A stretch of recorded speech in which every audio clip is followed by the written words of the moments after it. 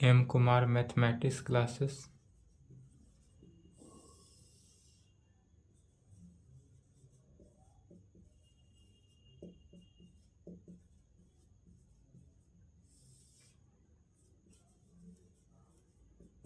Class 11th lecture 4। क्या चल रहा था? Coordinate geometry.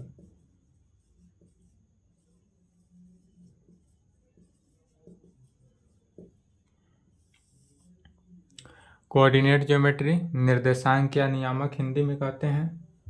इसमें थ्योरम चल रहा था, यही ना? 3 थ्योरम हुआ था। चलिए चौथा थ्योरम लिखेंगे।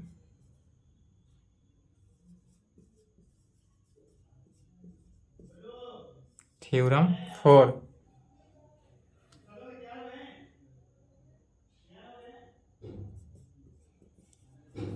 Find the area of triangle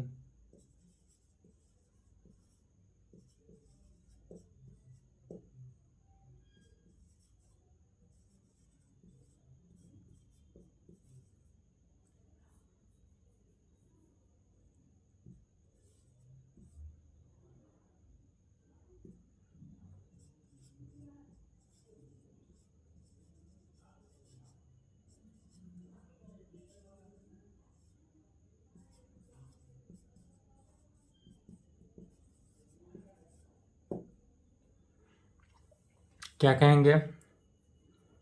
find the area of triangle whose vertex are r1 theta 1, r2 theta 2 and r3 theta 3 respectively. यह थ्योरम कैसा है? थ्योरम 3 की तरह ही है। थ्योरम 3 में कार्टेशियन निकालना था, इसमें क्या है? पोलर कोऑर्डिनेट है। चलिए इसका आंसर लिखेंगे। प्रूफ।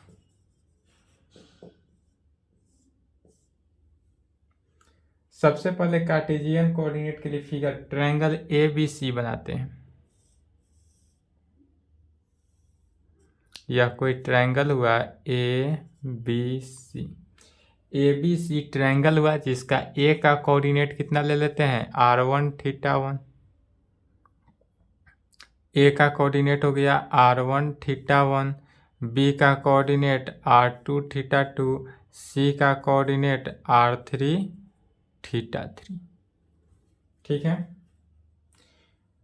अभी इस लाइन को x ऐसा लाइन के साथ x एक्सिस के साथ मिलाना है।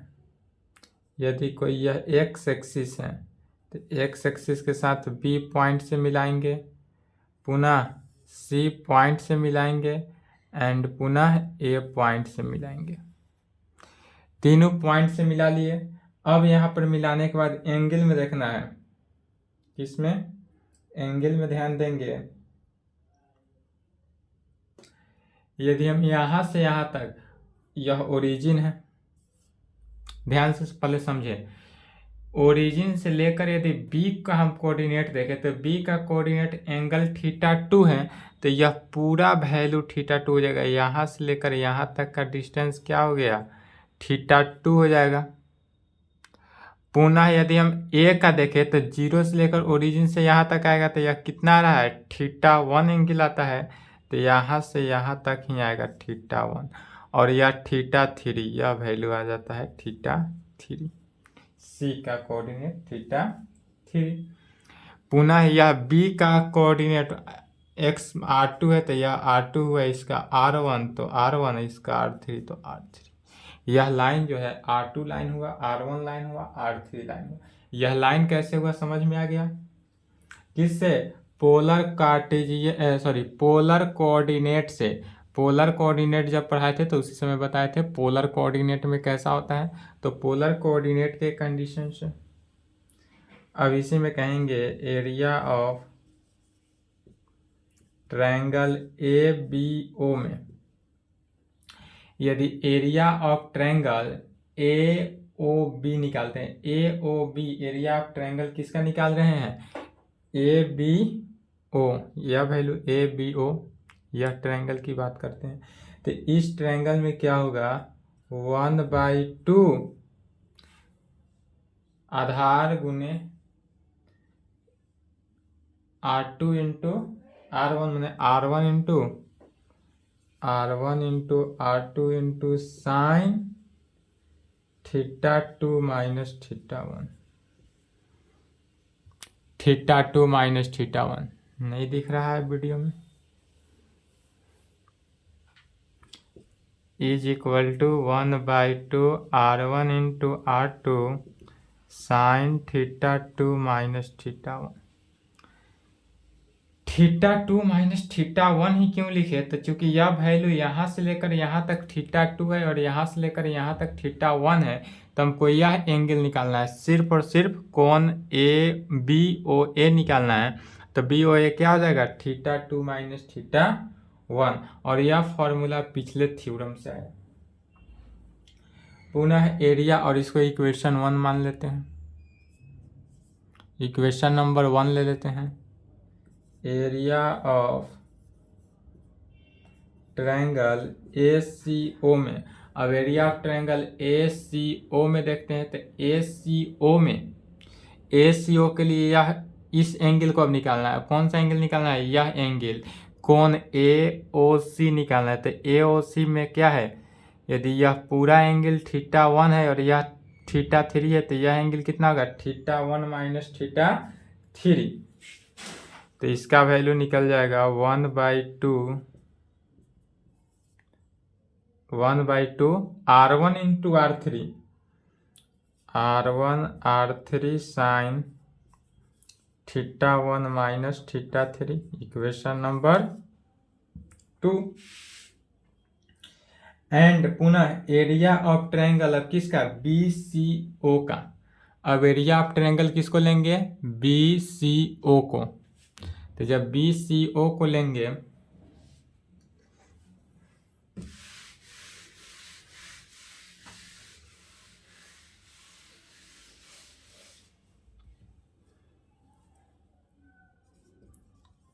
एरिया ऑफ ट्रायंगल BCO में एरिया ऑफ ट्रायंगल BCO में बात करते हैं तो BCO के लिए यह पूरा एंगल निकालना है अब जो थीटा का वैल्यू निकालना है यहाँ से यहाँ तक का एंगल निकालेंगे तो यहाँ से यहाँ तक का वैल्यू चूंकि θ2 है और यह θ3 है तो यहाँ से यहाँ तक का वैल्यू क्या निकल जाएगा θ2 माइनस θ3 यदि θ2 में से θ3 को घटा दे तो यह वैल्यू निकल जाएगा और यहाँ पर क्या आता है R2 और R3 कोऑर्डिनेट बनता है तो इसलिए 1/2 R2 into R3 sign θ2 minus θ3 और यह इक्वेशन 3 बना पुनः क्या करेंगे फ्रॉम इक्वेशन फर्स्ट सेकेंड को ऐड करना है थर्ड को घटाना है फ्रॉम फर्स्ट प्लस सेकेंड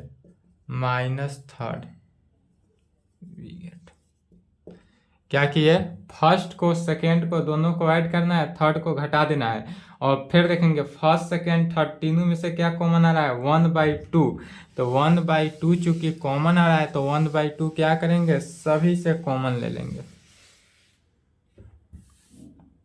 1/2 सभी से कॉमन ले लेंगे तब यह जो बना वह एरिया ऑफ ट्रायंगल ABC बनेगा तो कहेंगे इसलिए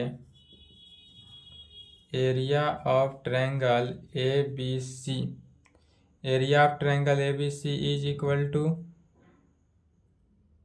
1/2 कॉमन ले लिए इनटू इसको ऐड करना है R1 R2 sine θ2 minus θ1 plus equation 2 को तो plus R1 R3 sine θ1 minus θ3 अब माइनस किसको करना है थर्ड को तो minus R2 R3 sign θ2 minus θ3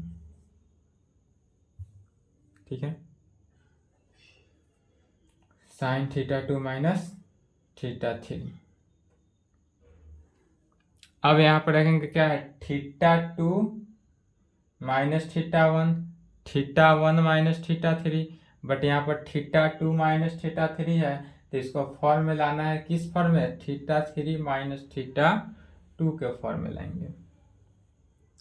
हो जाएगा is equal to 1/2 R1 R2 sine theta 2 minus theta 1 plus R1 R3 sine theta 1 minus theta 3 minus R2 R3 sign.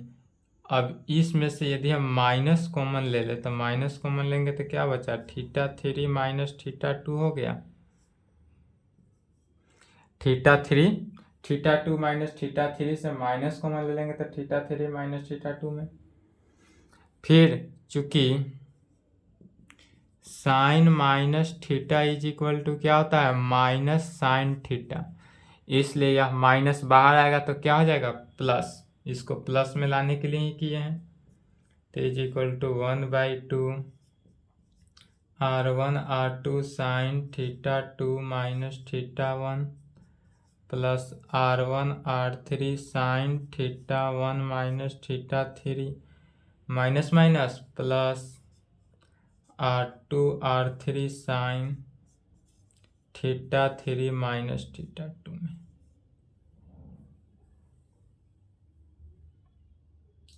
R1 minus R2 sine theta 1 minus theta 2, यही result निकला। या इसी को क्या करेंगे? Simplified mode में लिख देंगे। चलिए यहाँ तक लिखे, तो यहाँ तक लिखे, इसी को सिंप्लीफाइड मोड में लिखेंगे।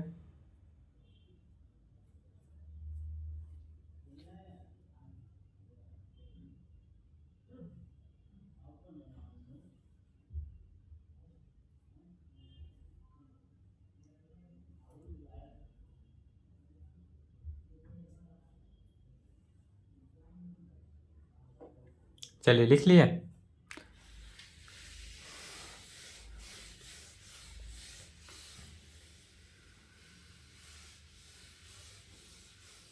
और इससे पोलर कोऑर्डिनेट के लिए क्या रिजल्ट निकला? पोलर कोऑर्डिनेट के लिए रिजल्ट निकला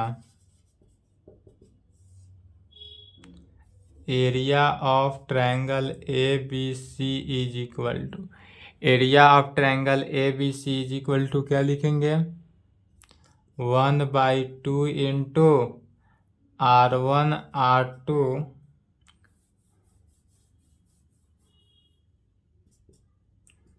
1/2 into R1 R2 sine theta 2 minus theta 1 plus R2 R3 sine theta 3 minus theta 2 plus R3 R1 sine theta 1 minus theta 3, और यही आंसर रिजल्ट हुआ। तो जब भी पोलर कोऑर्डिनेट में हो, पोलर कोऑर्डिनेट में अगर हमको एरिया ऑफ ट्रायंगल ABC निकालना हो तो कैसे निकालेंगे? Area of triangle ABC is equal to 1/2 into R1 R2 sine theta 2 minus theta 1 plus R2 R3 sine theta 3 minus theta 2 plus R3 into R1 sine theta 1 minus theta 3। यह formula याद होना चाहिए। जैसे कि एग्जाम्पल में इस तरह question दे दे, यदि triangle they they ABC, A का कोऑर्डिनेट 2π/2, B का कोऑर्डिनेट 0 0 ले लेते हैं ओरिजिन से, और C का कोऑर्डिनेट 8π/3 ले लेते हैं। कुछ भी ले लिए, अपना सामान लिए। अब इसमें क्या है? R1 कितना है? 2 है, R2 0, R3 8 and theta 1 pi, theta 2 0, theta 3 π/3। तो इसलिए एरिया ऑफ ट्रायंगल ABC निकालना है। तो एरिया ऑफ ट्रायंगल ABC क्या फार्मूला होता है? 1/2 into R1 R2 sine theta 2 minus theta 1 plus R2 R3 sine theta 3 minus theta 2 में अब plus R3 R1 sine theta 1 minus theta 3 में। यह क्या निकला? फॉर्मूला। अब इसी फॉर्मूला में बैठाना है। चलिए यहां तक लिखे तो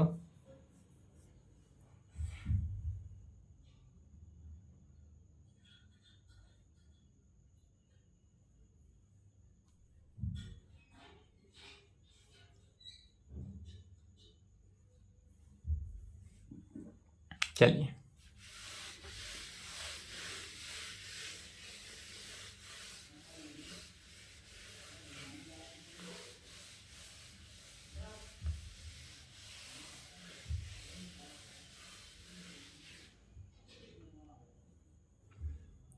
इज इक्वल टू क्या हो जाएगा, ध्यान से अब समझेंगे।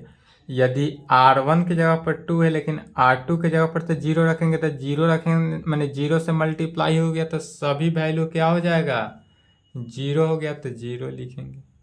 प्लस फिर R2 का वैल्यू तो चूंकि 0 है तो 0 रखेंगे तो सभी वैल्यू 0 ही हो जाएगा, मल्टीप्लाई होगा 0 से तो 0 हो गया, इसलिए पुनः 0 रख देंगे। अब R3 का वैल्यू कितना है 8 इंटू R1 का वैल्यू 2, तो 8 इंटू 2 इंटू साइन क्या होता है थीटा 1 माइनस थीटा 3, तो थीटा 1 कितना है π/2 माइनस π/3। फार्मूला पर बैठा है। इस सभी को फार्मूला पर क्यों नहीं लिखे, क्योंकि R2 का वैल्यू ही 0 है, तो किसी भी एंगल में 0 से मल्टीप्लाई होने पर कितना भी लंबा 0 केस हो, 0 से मल्टीप्लाई होने पर वह पूरे के पूरे वैल्यू क्या होता है 0 हो जाता है। तो इज इक्वल टू 1/2 इंटू 0 0 8 दूना 16 इंटू साइन क्या हो जाएगा। अब देखेंगे π/2 लघुत्तम 6 हो गया, 3π माइनस 2π, 2 से कैंसिल 8 साइन π/6, साइन π/6 मैंने π/6 किसका 30 डिग्री, साइन 30 का वैल्यू 1/2, 2 से 2 4 कैंसिल 4 आंसर। चलिए यहाँ तक लिखेंगे, यहाँ तक लिखे।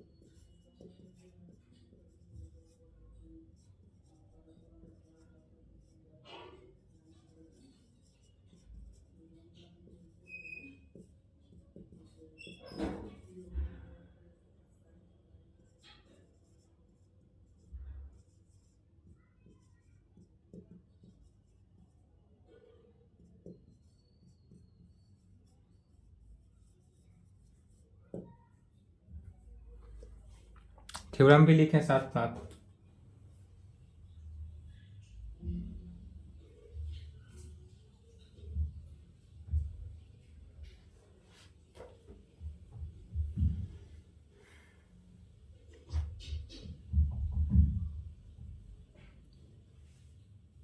चलिए यहाँ तक लिख लिए, थ्योरम भी लिख ले वीडियो रोक के। थ्योरम समझेंगे, कह रहा है कि find the coordinate of A point, coordinate of A point निकालना है विच divides the line segment joining x1 y1 and x2 y2। यदि कोई x1 y1 फिगर से समझेंगे, x1 y1 and x2 y2 के लाइन को ज्वाइन करता है, क्या कर रहा है ज्वाइन करता है।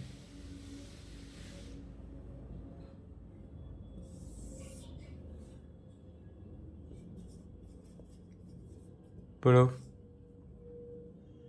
क्या बोल रहा है, joining x1 y1 and x2 y2 in the ratio of m1 ratio m2 internally. कैसा कर रहा है, इंटरनली, एक्सटर्नली नहीं कर रहा है। एक्सटर्नली माने होता है बाहर, बाह्य, और इंटरनली का हिंदी होता है आंतरिक। तो यह इंटरनली कर रहा है, अर्थात इंटरनल डिवीजन थ्योरम है। इस थ्योरम का नाम क्या हुआ है, इंटरनल डिवीजन थ्योरम। यदि इंटरनल डिवीजन थ्योरम का है तो भी यही थ्योरम है, समझ लेंगे। तो इसके लिए क्या करा है, दो पॉइंट को ज्वाइनिंग करता है जो कि x1 y1 and x2 y2। तो हम सबसे पहले सर्वप्रथम दो पॉइंट ले लेते हैं। एक का नाम A है, दूसरे का नाम B है। A का कोऑर्डिनेट x1 y1, B का कोऑर्डिनेट x2 y2। ठीक है, जो क्वेश्चन में करा है। इसको इंटरनली दो पार्टों में डिवीजन कर रहा है, किस रेशियो से, m1 रेशियो m2 से। इसको दो रेशियो में डिवीजन कर रहा है, मैं भाग बांट देंगे m1 m2। एक m1 रेशियो से डिवीजन हुआ, दूसरा m2 रेशियो से डिवीजन हो रहा है। और यह जो पॉइंट पर डिवीजन हो रहा है, इस पॉइंट को हम P पॉइंट मान लेते हैं, जिसका कोऑर्डिनेट xy मान लेते हैं। P पॉइंट माने जिस P पॉइंट का कोऑर्डिनेट क्या माने, xy। अब इसी को लाइन के x एक्सिस और y एक्सिस में दर्शा देना है। यह x एक्सिस है, y एक्सिस है, यह ओरिजिन है। चलिए सभी को मिलाएंगे। A पॉइंट को मिला दिए, B पॉइंट को मिला दिए, पुनः P पॉइंट को भी मिला दिए, तीनों पॉइंट को मिला दिए। A को L के साथ मिला दिए, नाम दे देते हैं L, दूसरा N और तीसरा M, LMN नाम दे दिए। और यह सभी क्या है, परपेंडिकुलर है, माने 90 डिग्री पर है। परपेंडिकुलर का मीनिंग क्या हुआ, 90 डिग्री। अब यहाँ से यहाँ तक का डिस्टेंस देखते हैं। ओरिजिन से L का डिस्टेंस कितना है, x1, तो x1 ले लेंगे। और A से L का डिस्टेंस y1। पुनः O से M का डिस्टेंस, O से M का डिस्टेंस x, O से M का डिस्टेंस कितना हो गया, x, एंड P से M का डिस्टेंस y, P से M का डिस्टेंस y हो गया। पुनः O से N का डिस्टेंस x2, O से N का डिस्टेंस x2 हो जाएगा N तक, एंड B से N का डिस्टेंस y2। यह डिस्टेंस लिखने में तो कोई दिक्कत नहीं हो रहा होगा, फिगर समझ गए, फिगर में कोई दिक्कत नहीं, फिगर में दिक्कत नहीं तो कहीं भी दिक्कत नहीं। अब बाई जियोमेट्रिकल, बाई ज्योमेट्री का भी यूज करना है। ज्योमेट्री के यूज से देखेंगे तो AP डिवाइडेड बाई क्या लिख सकते हैं, PB लिख सकते हैं। यह यदि दो लाइन इस प्रकार से जाता हो, मैट्रिक क्लास में ही पढ़े थे, तो दो लाइन अगर एक पॉइंट पे प्रतिच्छेद करता हो, माने एक पॉइंट पे कट करता हो, तो इसको लिख सकते हैं AP divided by PB। AP divided by PB equal to होगा किसके, LM डिवाइडेड बाई MN के, equal to LM divided by MN। AP divided by PB is equal to LM divided by MN के। अब पुनः सभी का value रखना है।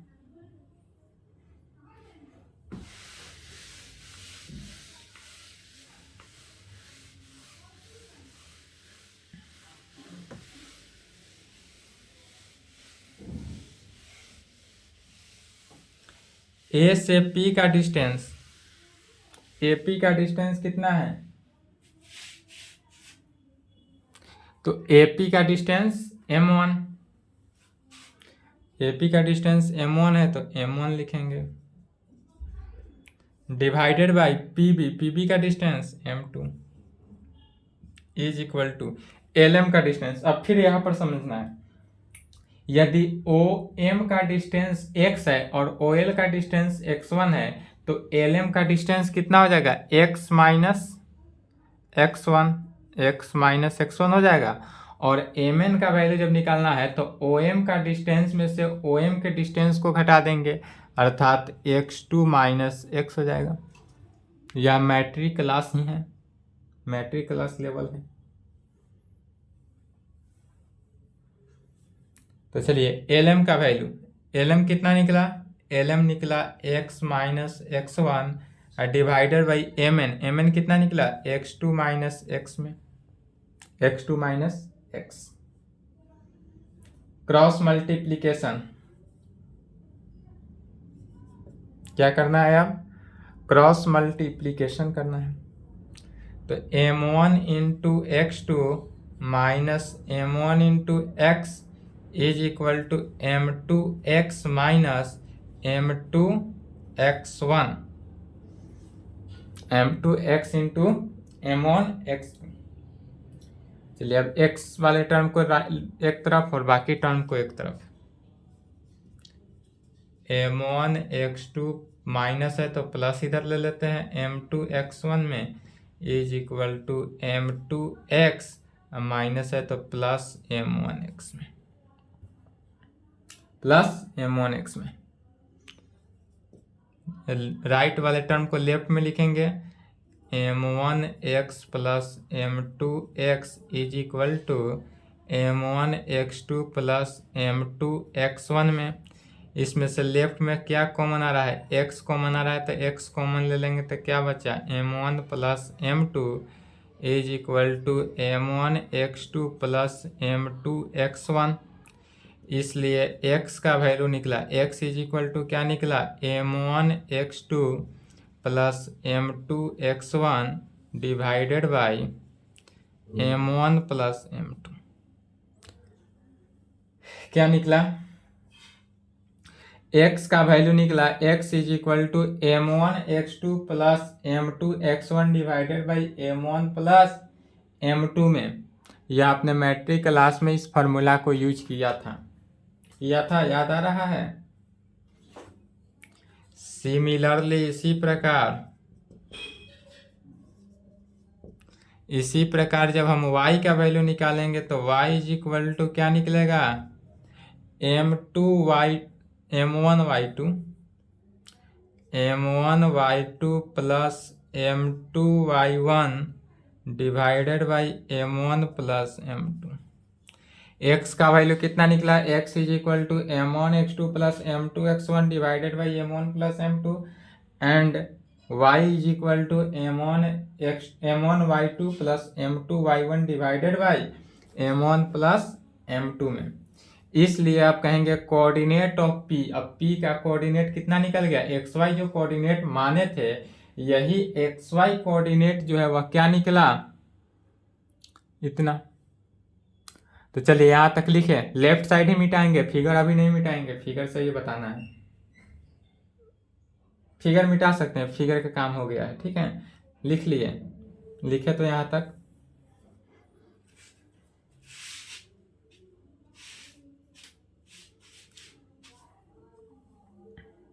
चलिए नहीं लिखे हो तो वीडियो रोक लेंगे।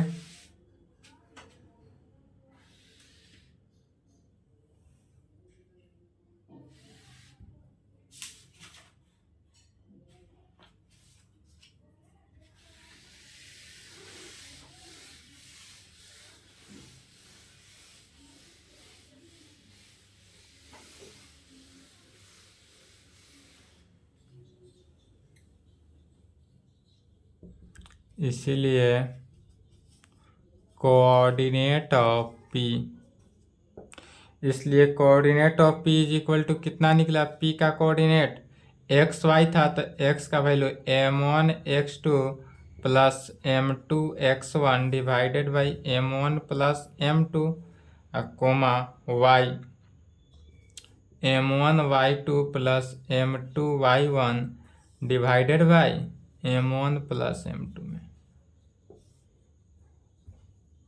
यही P का वैल्यू निकालना था। तो एनी 2 पॉइंट्स दे दे, M1 M2 रेशियो दे दे, तब उससे P का कोऑर्डिनेट जो इंटरसेक्ट पॉइंट होगा उस इंटरसेक्शन पॉइंट को निकालना हो तो क्या निकाल सकते हैं। और इसी फॉर्मूला को बोलते हैं, क्या बोलते हैं, सेक्शन फार्मूला। यह जो फार्मूला बना यह सेक्शन फार्मूला हुआ।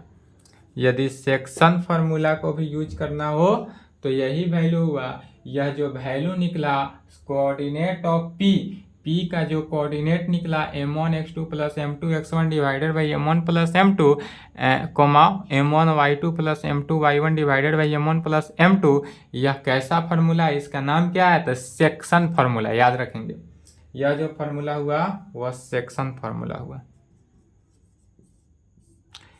इस फार्मूला को डायरेक्टली भी समझ सकते हैं। डायरेक्ट कैसे समझेंगे सो देखें। डायरेक्ट समझना हो या इसी को ट्रिकली भी बोलते हैं।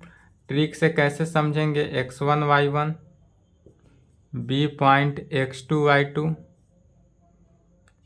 p पॉइंट में दर्शा रहा है, p पॉइंट पर इंटरसेक्ट कर रहा है, यह m1 रेशियो m2 से। तो यहां पर देखेंगे m1 को मल्टीप्लाई करेगा कौन, x2। m1 को पहले x2 से मल्टीप्लाई करना है, माने इसके बीच के पहला कोऑर्डिनेट को किससे के साथ, x2 के साथ मल्टीप्लाई करना है, और पुनः m2 को x1 के साथ, m2 को x1 के साथ क्या करना है, m1 को x2 के साथ एंड m2 को x1 के साथ। समझ गए। नीचे डिवाइड कर देना है, इसलिए coordinate of P is equal to direct यह समझेंगे कि पहले एक पहला टर्म को B के फर्स्ट टर्म के साथ, तो M1 x2 आता है, बीच में प्लस नहीं देना है, ऐड कर रहे हैं। दूसरा में क्या देना है, तो दूसरे वाले टर्म को फिर पुनः पहले वाले टर्म के फर्स्ट कोऑर्डिनेट के साथ अर्थात M2 x1 के साथ डिवाइडेड बाई दोनों के सम को ऐड कर देना है। y के साथ भी यही कंडीशन है, M1 y2 plus M2 y1 divided by M1 plus M2। यह जो हुआ यह कैसा हुआ, ट्रिकली फार्मूला हुआ, ट्रिक से निकाल सकते हैं। अधिकांश टीचर लोग यही ट्रिक बताता है, मेथड भी बताते हैं। जैसे कि चलिए इसको एग्जाम्पल के थ्रू समझ लेते हैं।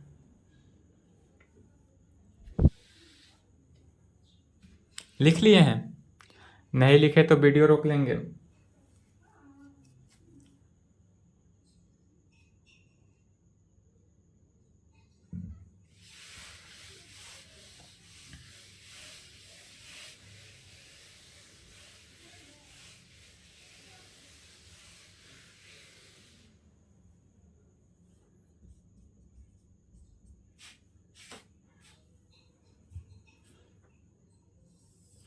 यदि हम ए पॉइंट मान लेते हैं, बी पॉइंट ले लेते हैं, ए पॉइंट का कोऑर्डिनेट 8 7 ले लेते हैं एंड बी पॉइंट का कोऑर्डिनेट 9 10 ले लेते हैं, और इसको पी रेशियो में डिवाइड करते हैं, कितना, 3:2 से, 3:2 से डिवाइड कर रहे हैं। इसलिए P का वैल्यू, तो P का वैल्यू ध्यान देंगे किसके साथ, M1 को x2 के साथ, अर्थात 3 को 9 से मल्टीप्लाई करना है, बीच में प्लस 2 को 8 के साथ, तो 2 इंटू 8 डिवाइडेड बाई दोनों को जोड़ देना है 3 प्लस 2 कोमा, फिर 3 को 10 के साथ प्लस 2 को 7 के साथ divided by 3 plus 2 is equal to 9 त्रिका 27 प्लस 16 डिवाइडेड बाई 5 30 14 5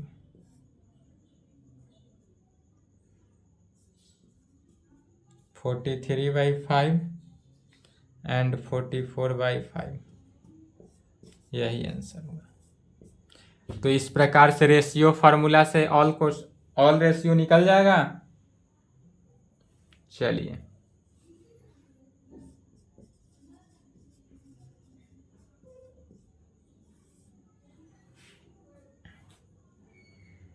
लिखे, यहां तक लिखे, थ्योरम लिखने के बाद इसको मिटा देंगे, वीडियो रोक के लिखें। यह छोटा सा थ्योरम है, समझ ले इसको भी।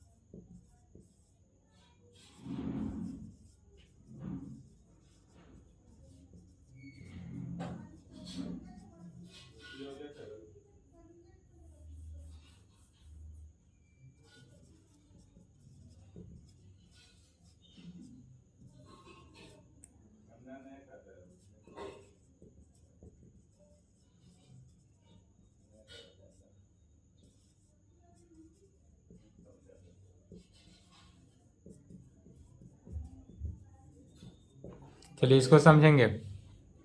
क्वेश्चन कहता है theorem find the coordinate of a middle point of A line. किसी भी दो लाइन के मिडिल पॉइंट का कोऑर्डिनेट निकालना है। किसका कोऑर्डिनेट? मिडिल पॉइंट का कोऑर्डिनेट निकालना है। Line segment of 10 x1 y1 and x2 y2। यदि दो पॉइंट दिया हो, x1 y1 and x2 y2 point दिया हो, तब उसका क्या निकालना है? मिडिल पॉइंट निकालना है।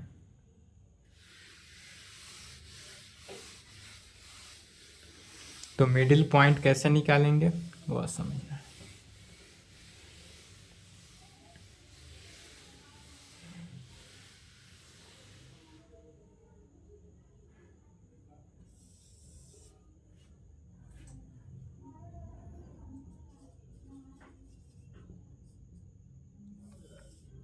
यदि यह कोई ए पॉइंट है, बी पॉइंट है, ए पॉइंट का कोऑर्डिनेट x1 y1 दिया हुआ है, बी पॉइंट का कोऑर्डिनेट x2 y2 दिया हुआ है, इसको P पॉइंट पर प्रतिच्छेद कर रहा है, इसी पॉइंट P का कोऑर्डिनेट निकालना है। तो इसमें क्या रेशियो, जो थ्योरम 5 था उस थ्योरम 5 में m1 रेशियो m2 से डिवाइड था, इसमें यह डिवाइड रेशियो नहीं दिया हुआ है। और फाइंड द ऑब्टेन कोऑर्डिनेट इस प्रकार से जब थ्योरम हो कि इसका मिडिल पॉइंट क्या निकालना हो, मिडिल पॉइंट जब भी निकालने के लिए बोले और रेशियो नहीं दे तो क्या होता है? दोनों रेशियो आपस में इक्वल होता है। दोनों रेशियो क्या होता है? आपस में इक्वल होता है। तो इक्वल है तो 1 मान लेते हैं। तो इसलिए कहेंगे कोऑर्डिनेट ऑफ P क्या निकालना है? तब coordinate of P, coordinate of P निकालना है। तो इसलिए P इज इक्वल टू, दोनों का रेशियो सेम है अर्थात इसको 1 मान लेते हैं। तो 1 into x2 plus 1 into x1 divided by 1 plus 1, फिर 1 into y2 plus 1 into y1 divided by 1 plus 1। यह कैसे लिख रहे हैं? तो यह अभी जो थ्योरम 5 में फार्मूला जो प्रूव किए हैं उसी से सेक्शन फार्मूला से, यह क्या है? सेक्शन फार्मूला है। क्या हो जाएगा? x2 plus x1 divided by 2, y2 plus y1 divided by 2। इसी को सजा के लिख देते हैं x1 plus x2 divided by 2, y1 plus y2 divided by 2। तो जब भी निकालना हो तो यही रिजल्ट आया। यदि दो पॉइंट का मिडिल टर्म निकालना हो तो x1 x2 को जोड़ देना है, x1 और x2 को ऐड करके 2 से डिवाइड करना है, y1 y2 को ऐड करके क्या करना है? 2 से डिवाइड कर देना है। ठीक है, जैसे कि एग्जाम्पल एक देख लेते हैं इस पे भी। यदि a का कोऑर्डिनेट 1 3 दे दे, b का कोऑर्डिनेट और b पॉइंट का कोऑर्डिनेट 5 7 दे दे, तो इसको P पॉइंट पर बांटना है, मैंने यह दोनों तो आपस में इक्वल है। तो इसलिए पॉइंट P क्या हो गया? 1 प्लस 5, दोनों को ऐड कर देना है, 1 प्लस 5 बाई 2 और 3 plus 7 by 2 is equal to क्या हो जाएगा? 6 बाई 2 3 और 10 बाई 2 5, 3 5, यही आंसर। तो चलिए यहाँ तक कंप्लीट करें। आज की क्लास को यहीं पे संपन्न करते हैं, इसके आगे नेक्स्ट क्लास में। ठीक है, यहाँ तक कंप्लीट कर लें।